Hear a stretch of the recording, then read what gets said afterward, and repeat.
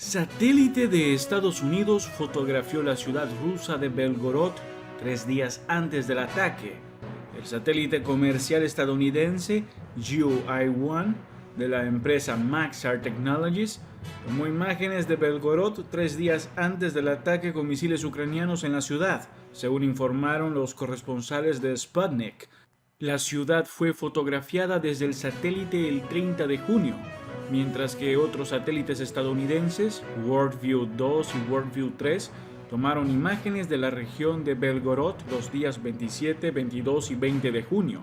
El Ministerio de Defensa ruso informó que en la madrugada del 3 de julio las tropas ucranianas atacaron la ciudad rusa de Belgorod con 3 misiles Tochka-U, dotados de ojivas de racimo. Las fuerzas de defensa aéreas rusas destruyeron los 3 misiles en el aire, pero los restos de uno de ellos cayeron sobre un edificio residencial. Según el gobernador de la región homónima, Vyacheslav Gladkov, 4 personas murieron y otras 4, entre ellas un niño, resultaron heridos, mientras que 21 bloques de apartamentos y 40 casas resultaron afectadas. Anteriormente, Sputnik reveló que los satélites comerciales estadounidenses también fotografiaron la isla de las serpientes, ubicada en el Mar Negro, varios días antes del intento de Ucrania de tomarla con ataques y desembarcos.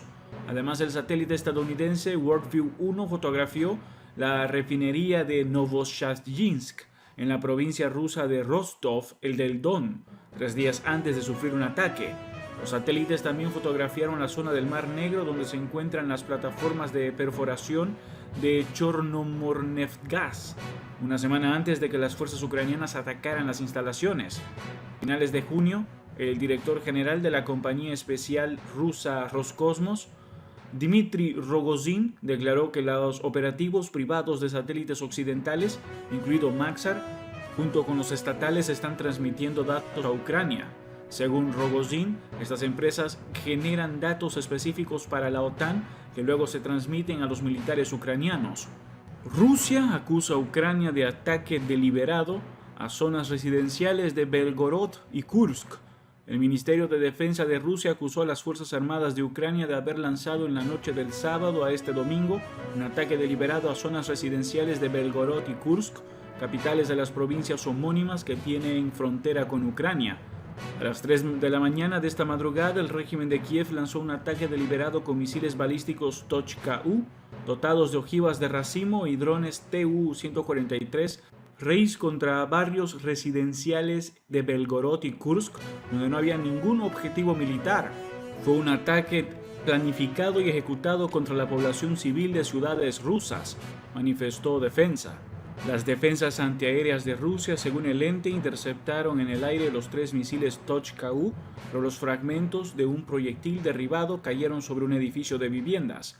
El gobernador de la provincia de Belgorod, Vyacheslav Gladkov, informó de 4 muertos y 4 heridos en la capital regional, donde se escucharon de madrugada fuertes estampidas y activaron los sistemas de defensa aérea. El funcionario dijo que al menos 40 casas particulares sufrieron daños, incluidas 5 que quedaron destruidas. También se vieron afectados 21 bloques de apartamentos. Agregó, un vecino de Belgorod contó a Sputnik que las víctimas mortales son 3 personas que huyeron de Yarkov tras el comienzo de las hostilidades en Ucrania. Fueron alcanzadas por un proyectil que destrozó el ala de una casa particular en que se hospedaban. Gladkov confirmó más tarde que 3 muertos en el ataque eran nacionales de Ucrania y el 4º ciudadano de Rusia. Por su parte, el gobernador de Kursk, Roman Starovoyt, publicó en las redes sociales que las defensas antiaéreas derribaron en la madrugada 2 drones ucranianos Stryj que se aproximaban a la capital provincial. No hubo que lamentar víctimas. Desde que Rusia lanzó su operación militar en Ucrania, varias regiones fronterizas, entre ellas Belgorod y Kursk, reportaron daños materiales y víctimas civiles por impactos de proyectiles lanzados desde el territorio ucraniano. Los aeropuertos de ambas ciudades y otros 9 destinos del sur de la parte europea de Rusia permanecen cerrados desde el 24 de febrero. Si este contenido es de tu agrado, no olvides comentar, suscribirte, dejar tu me gusta y compartir el video. Ayúdanos a crecer para llegar a más personas. Muchas gracias por tu apoyo. Biden celebra el 4 de julio en un entorno político diferente. El pasado 4 de julio, el presidente Joe Biden reunió a cientos de personas frente a la Casa Blanca para un evento que hubiera sido impensable para muchos estadounidenses el año anterior, con el coronavirus en retirada. Comieron hamburguesas y hubo fuegos artificiales en el National Mall. Aunque la pandemia aún no había terminado, dijo Biden, estamos más cerca que nunca de declarar nuestra independencia a un virus mortal. En todo el país, los requisitos de mascarilla estaban disminuyendo a medida que caía la cantidad de infecciones y muertes. En cuestión de semanas, incluso algunos de los aliados del presidente admitieron en privado que el discurso había sido prematuro.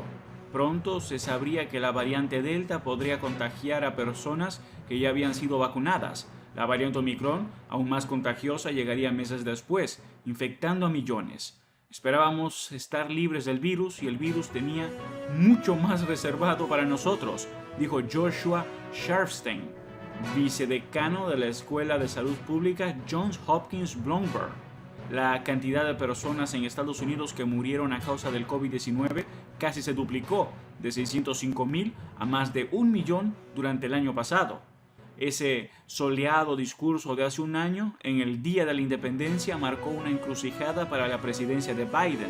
La pandemia parecía estar disminuyendo, la economía estaba en auge, la inflación no subía tan rápido como hoy y la aprobación pública de su desempeño laboral era sólida. A medida que Biden se acerca a su segundo 4 de julio en la Casa Blanca, su posición no podría ser más diferente. Una serie de errores de cálculo y desafíos imprevistos tienen a Biden luchando por mantener el equilibrio en año de elecciones intermedias.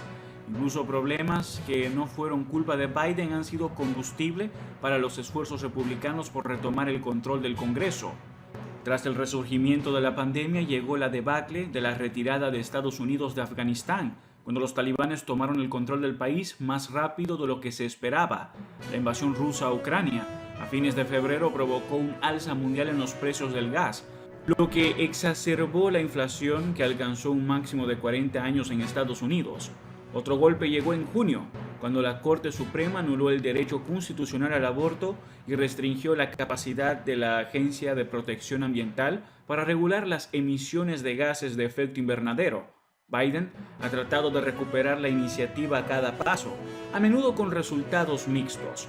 Promulgó nuevas restricciones de armas después de las masacres en Nueva York y Texas y está liderando una reinversión en la seguridad europea a medida que la guerra en Ucrania entra en su 5º mes, pero tiene herramientas limitadas a su disposición para enfrentar otros desafíos, como el aumento de los precios y la erosión del acceso al aborto.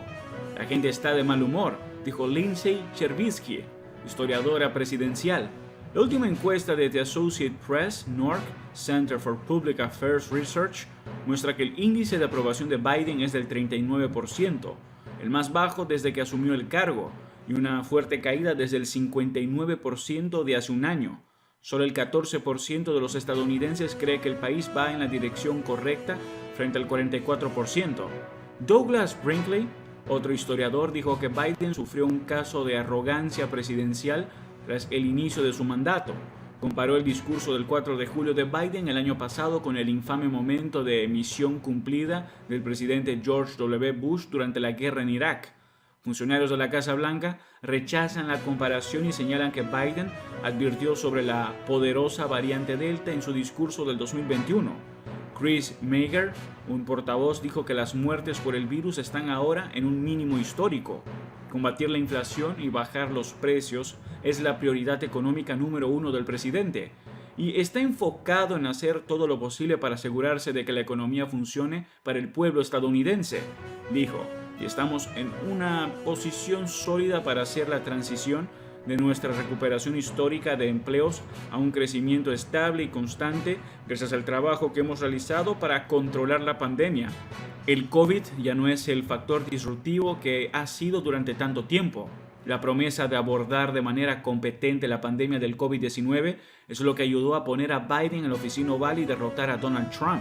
Desde el comienzo del mandato de Biden, sus declaraciones públicas fueron sobrias y cautelosas, recelosas de seguir a su predecesor en predicciones que no se cumplieron. Leana Wen, profesora de salud pública en la Universidad George Washington, dijo que hay más razones para ser optimista este año. la inmunidad de las vacunas o infecciones previas está mucho más extendida y los tratamientos antivirales son efectivos para prevenir la hospitalización y la muerte en pacientes vulnerables. Fue prematuro declarar la independencia del COVID-19 el año pasado, dijo, pero este año el país está en un lugar totalmente diferente y en un lugar mucho mejor. Pero Wen dice que Biden podría tener cuidado, dado cómo fueron las cosas antes. La administración duda en hacer esas proclamaciones ahora, cuando en realidad este es el momento de hacerlo, agregó Wen. Eso es todo por ahora. No olviden comentar y suscribirse. Hasta el próximo video.